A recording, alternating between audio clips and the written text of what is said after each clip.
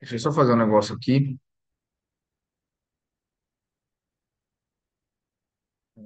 Né? Pera lá. Aí, pronto. Agora pelo menos eu tô olhando todo mundo.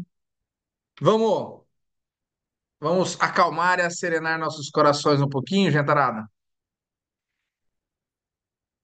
Vamos fazer aquele momento, pelo menos de uns 30 segundinhos, um pouco de tranquilidade aqui para a gente dar uma respirada. Bora lá?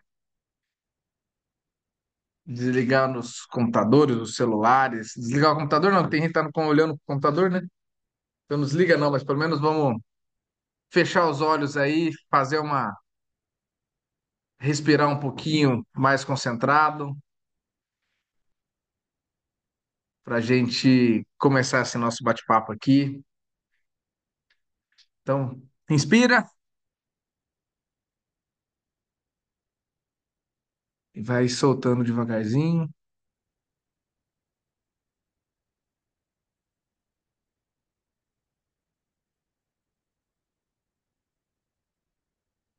Mais uma vez.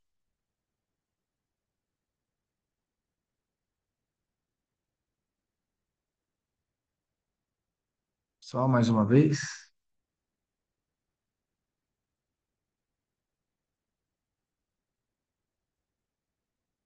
Coisa boa. Vamos abrindo os olhos, voltando que Deus possa abençoar a nossa vida, abençoar nosso trabalho, abençoar a nossa casa, que a gente possa transbordar alegria, felicidade, onde quer que a gente coloque os nossos pés. E vamos seguir, porque tem muita coisa boa pra gente. É o seguinte, é muito maluco as coisas que vão acontecendo na vida, mas lá em casa a gente sempre tem. A gente não, né? E nem sempre, na verdade.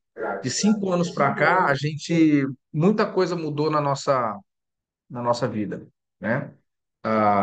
E a gente tem lido muito, estudado muito, principalmente para entender as coisas que nos acontecem. E muitas vezes a gente fica. A pergunta que a gente faz quando acontece alguma coisa para a gente é por quê, né? Por que que aconteceu isso? Por que que aconteceu isso? Meio que indagando e gerando uma dúvida e colocando uma dúvida até na nossa própria fé, naquilo que a gente acredita, numa força maior.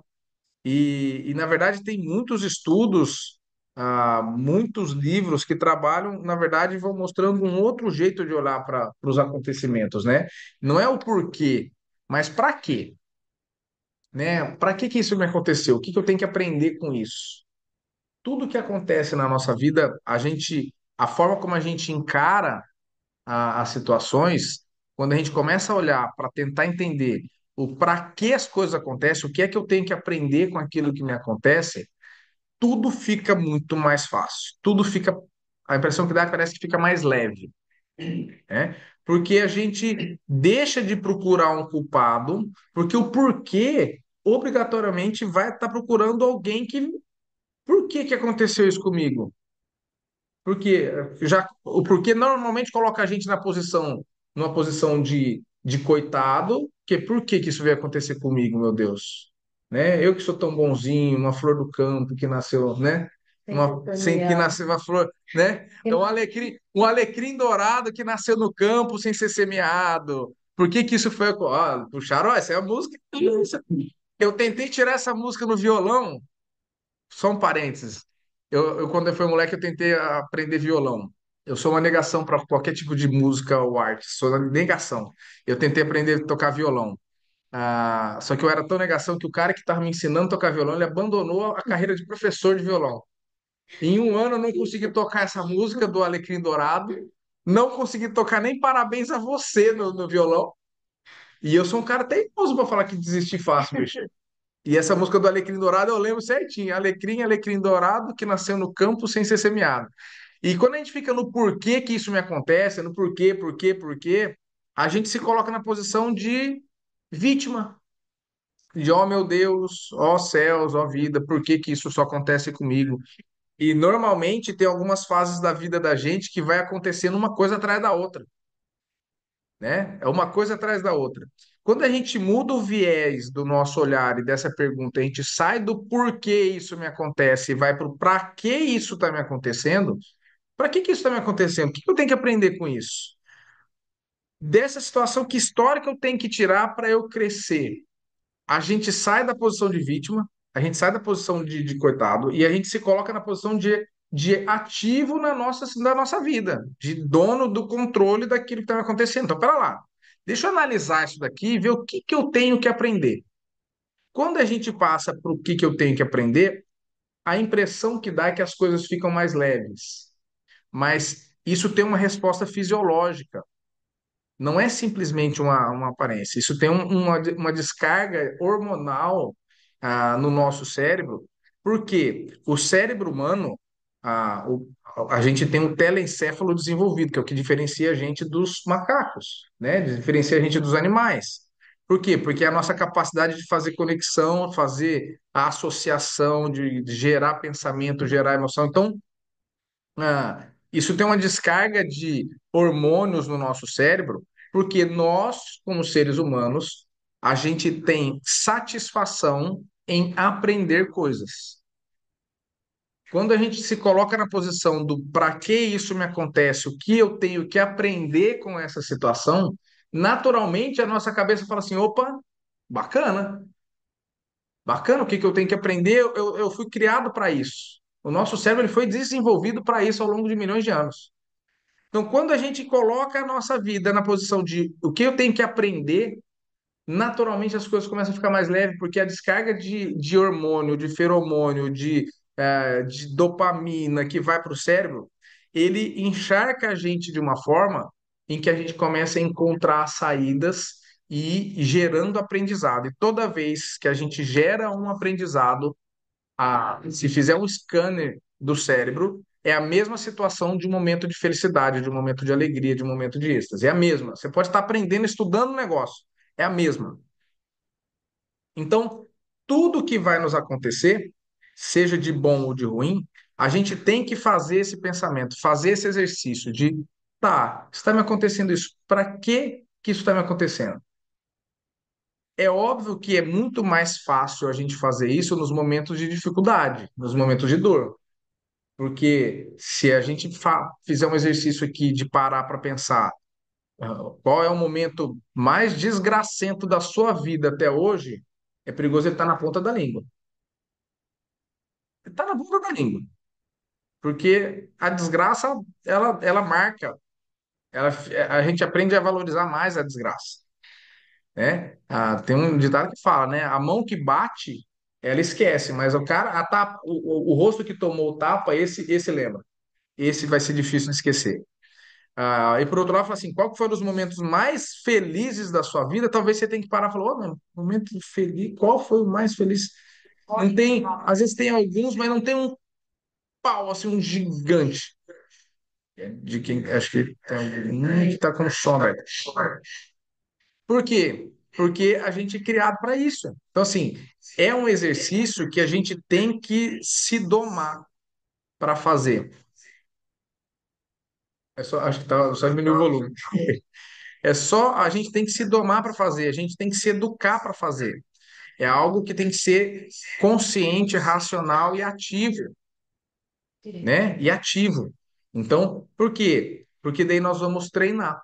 Assim como a gente treinou a andar, a gente treinou a falar, a gente treinou numa faculdade, fazer um curso, a gente treinou na escola, a gente treina aqui diariamente para a gente fazer bem feito o nosso trabalho.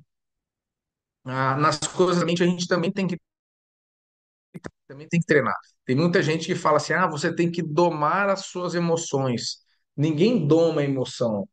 Você pode represar, mas qualquer coisa que você represa há muito tempo, uma hora ela vai. Você precisa compreender, você precisa entender, você precisa aceitar que você tem, né? Então a gente precisa aceitar a nossa agressividade, a gente precisa aceitar a nossa raiva, a gente precisa aceitar o nosso inconformismo. E tudo bem, e lidar com isso. Porque o problema não é a agressividade, o problema é a violência, o problema não é o inconformismo, o problema é você fazer as coisas ultrapassando valores a qualquer custo. O problema não é você ser pacato, o problema é você ser inocente e bobo. Muitas vezes a, a gente banaliza muitas palavras e não dá a elas o real sentido que elas têm. Porque o mundo sem agressividade, ele não sai do lugar.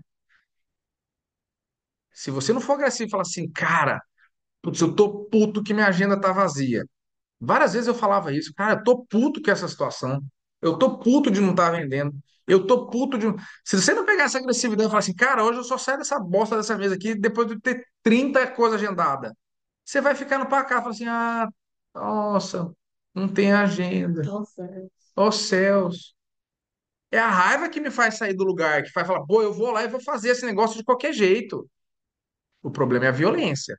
Eu sair dando patada, bordoada nos outros, ser grosso, estúpido com quem tá do meu lado, isso é problema. Isso é falta de educação, isso é grosseria. E eu chegar pro colega e falar assim, irmão, você tá me atrapalhando aqui, eu tô focado no meu trabalho, isso não é grosseria. Você falar assim, irmão, eu tô focado. Se ele quiser achar ruim, o problema é dele. Mas eu levantar e dar na cara dele porque tá me atrapalhando, aí é violência, aí tá errado. Então, essa tomada de consciência do nosso sentimento, ela é importante. Porque se a gente tenta domar a emoção, tenta controlar a reação, tenta, sabe, não parar para pensar nas coisas que a gente está pensando de verdade e sentindo, uma hora isso vai sair. O corpo não vai conseguir segurar. E isso vai sair na forma de doença, isso vai sair na forma de acontecimentos ao nosso redor que impactam com a gente, ou isso vai sair de uma forma abrupta com quem não tem nada a ver com a história. É a hora que você estoura com um filho, você fala, depois você para e fala assim, caramba, foi desproporcional a minha reação. Aí você vai dar uma bronca fora do nível. É você, às vezes, pegar e dar um esculacho num cara que tá com você. É você responder de um jeito mais ríspido e mais grosseiro uma pessoa que está trabalhando contigo. Não tem nada a ver com os seus problemas. Mas você represou tanto um sentimento e uma emoção que ele vai sair de um jeito atrapalhado. E aí a gente tem que fazer esse exercício mental diário, tá? Tem algumas técnicas. Tem um pessoal que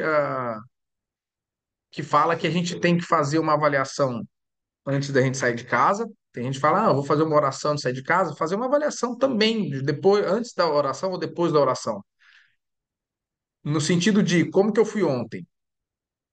E no final da noite, na hora que deitar a cabeça no travesseiro, que desligou a TV, desligou o celular, fazer essa mesma avaliação, falar assim, como que foi meu dia hoje?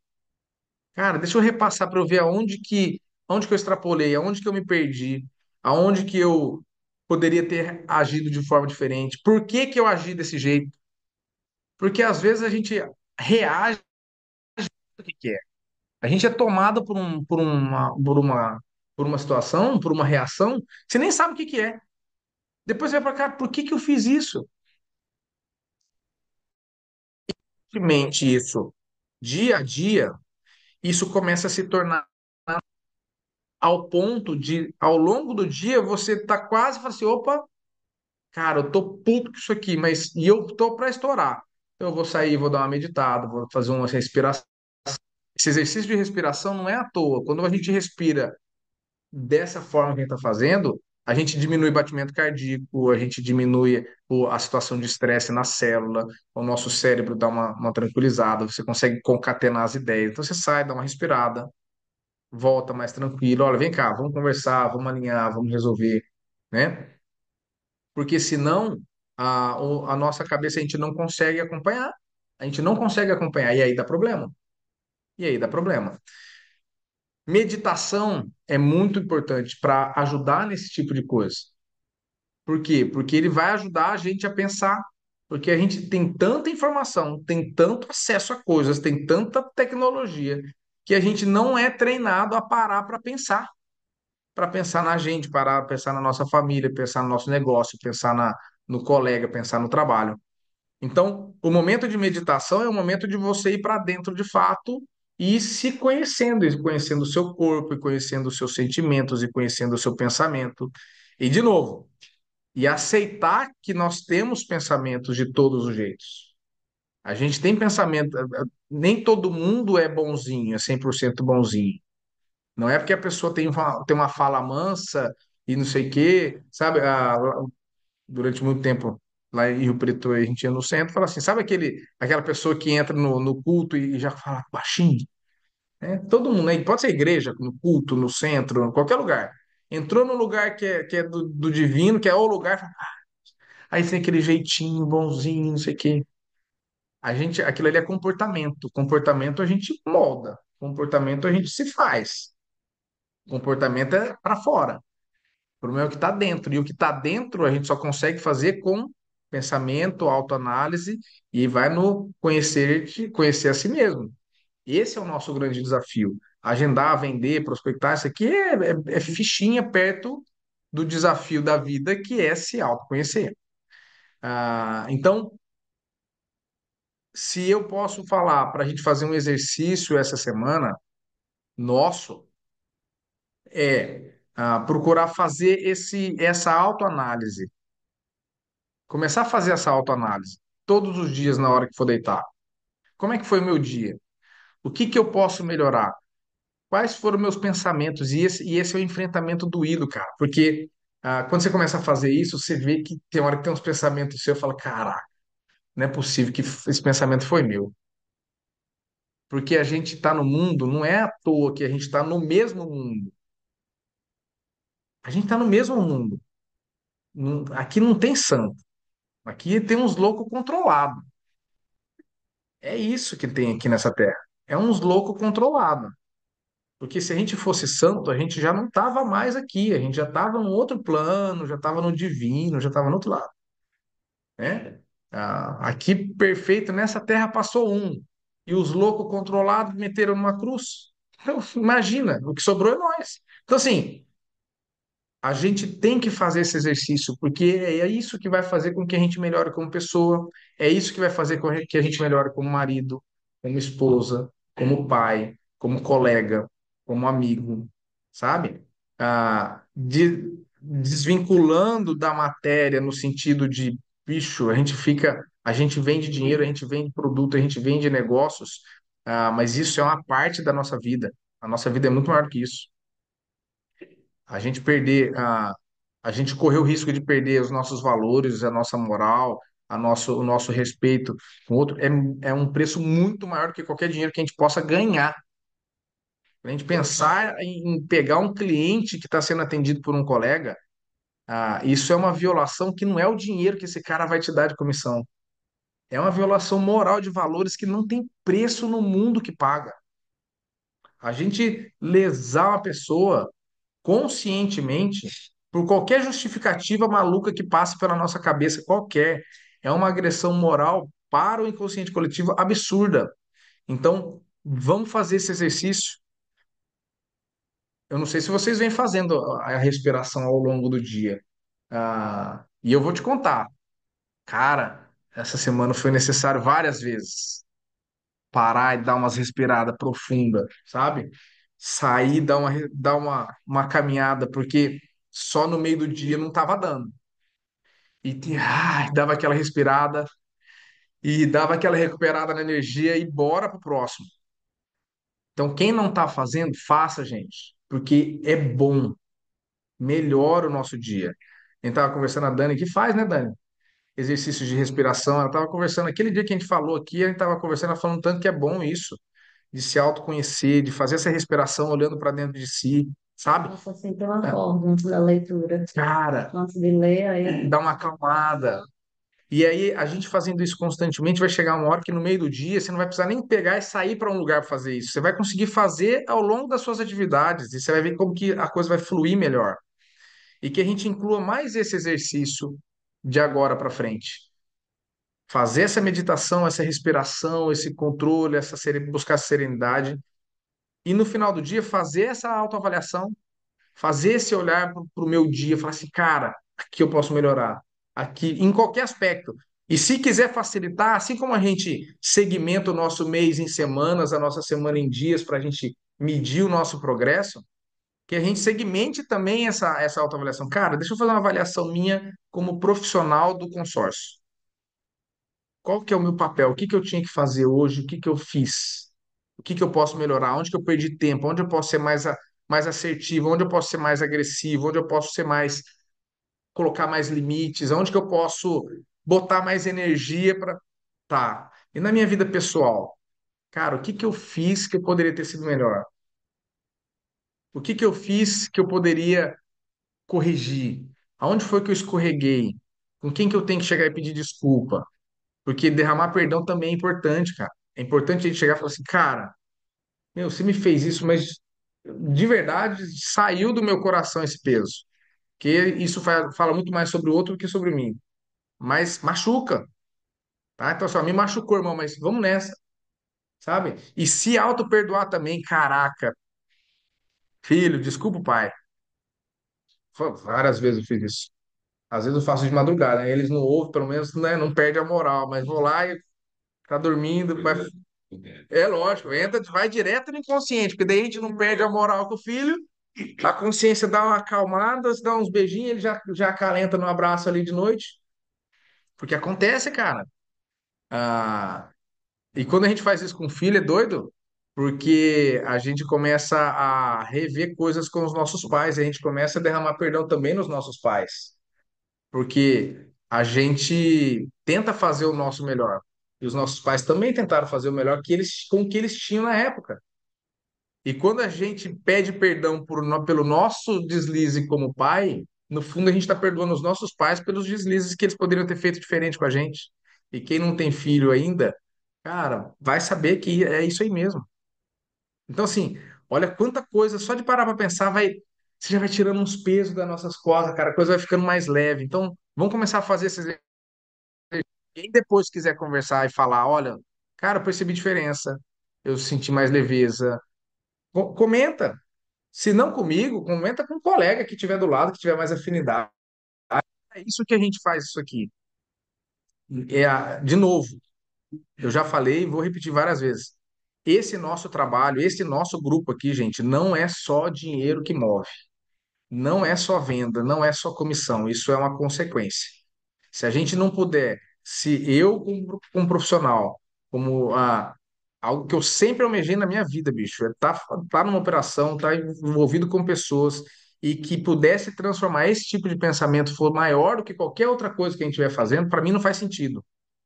Então, assim, cara, se junta com alguém. Se tem dificuldade para fazer isso, que é difícil, se cola com alguém, fala, Jô, eu tenho afinidade com você, você me ajuda? Na hora que eu tiver com um pouquinho de dificuldade, eu posso te ligar, tipo um conselheiro, um padrinho, sabe?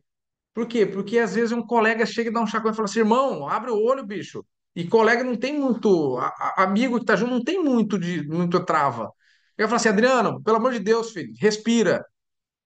E ele, pô, Dani, cara, alivia a mão um pouquinho aqui, tá pesando a mão aqui, né? E tá tudo bem, por quê? Porque quando a gente tem essa abertura e a gente dá essa abertura para corrigir e ser corrigido, o fluxo vai ser para um crescimento de todo mundo e vai ser muito maior do que aquilo que a gente está fazendo, tá?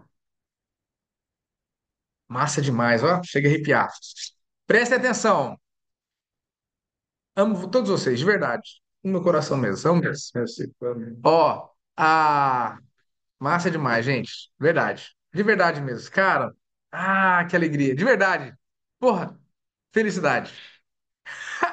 De verdade mesmo. De verdade mesmo. Felicidade. É uma energia que, cara, me toma de verdade. Arrepio inteirinho. Ah, vamos para a semana. Hoje, sexta-feira, já vou falar de sexta-feira, mas para a semana que vem. Só para lembrar, eu vou estar aqui segunda e terça, vida normal. Segunda-feira temos reunião às 8 horas. O Patricão está voltando, energizado.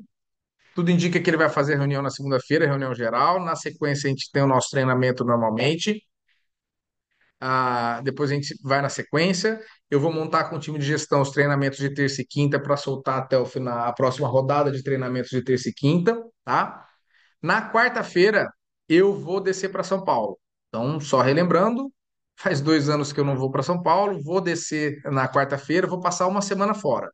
Então, daqui da loja de uma pessoa, se alguém tiver algum problema, precisar de ajuda, precisar de suporte, ou tiver que resolver algum problema com relação a atendimento, ô Guto, você vai sair de viagem também? Quando você sai de viagem? Semana que vem também? Que dia que é? Na outra ainda? Tá. Então, se precisar de alguma ajuda com relação a atendimento, precisa de ajuda com algum cliente para resolver, o Adriano e o Guto estão aqui. Se precisar de alguma coisa para resolver um pouco mais séria com relação a algum problema, o Adriano está ficando como braço direito aqui da unidade, então peça socorro para ele, ele vai me ligar, a gente vai entender, vai resolver, mas pode tentar resolver, eu vou tentar. Eu vou estar presente nos treinamentos, eu vou dar o treinamento na terça, eu vou participar na sexta, ah, mas eu vou dar uma descolada, pelo menos uma semaninha, para dar atenção lá para meus pais que estão precisando. Então, peço aqui, Campina Grande, Adriano e o Beto estão lá, precisar de qualquer coisa, eles vão estar, nem preciso falar que eles estão sempre na loja, porque é perigoso eles têm uma caminha na loja escondida. Mas peça socorro, peça ajuda, leve os clientes, eles vão fazer atendimento, vão dar suporte.